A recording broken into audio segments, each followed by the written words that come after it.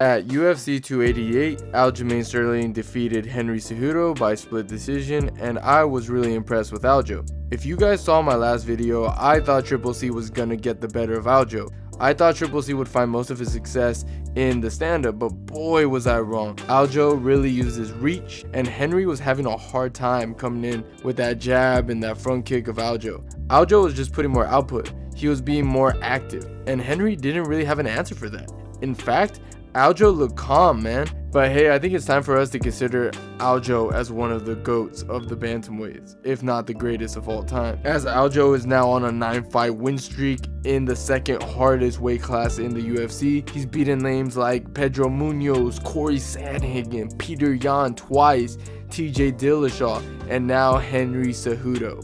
And yes, some of those wins don't look that great, as you can argue that Aljo won the title by a fluke just because Peter Yan made a mistake. And in their second fight, you can argue that it was a robbery, or that TJ Dillashaw lost his fight because of that bad shoulder injury he had. And now he's beaten Henry, and I can already see the excuses coming. Oh, you beat a short, stocky guy who hasn't been active for 3 years. Whatever the narrative is, Aljo beat them at the end of the day. They are forever placed in the record books. And I would argue that Aljamain has faced better competition than Dominic Cruz. I think he is the best bantamweight in the world. And this is coming from a guy who feels mixed on Aljo. But I really can't deny it. How could you argue that Aljo isn't the greatest bantamweight of all time? Look at his resume, look at the people he's beaten, and look at his record. It's undeniable. Now, as for what's next for Henry, he recently posted on Twitter that he wants Merab next in UFC Boston. And I'm down for that. I think Triple C is the hardest stylistic matchup for Merab besides Aljo, but it's quite obvious why they aren't going to fight.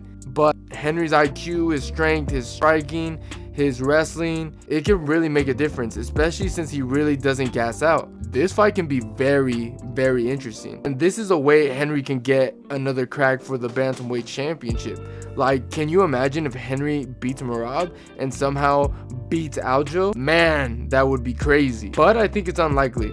But whatever, I'm for it. I'm honestly not sure who would take it, but as for right now, I would have to go with Merab since the man is a machine and he doesn't stop. If Henry Cejudo is gonna win, I think he has to beat him in the early rounds. And I think Henry is capable of doing it, especially since Merab isn't long and lengthy like Aljo. That's why he had a lot of problems fighting Aljamain. And I would argue Henry Cejudo has more skill than Merab. But I don't know, man. I would have to see if this fight gets announced and I'll break it down. But anyways, guys, those are my thoughts on that. If you enjoyed the video, please press the like button. And if you haven't subscribed to the channel already, I don't know what you guys are waiting for, man.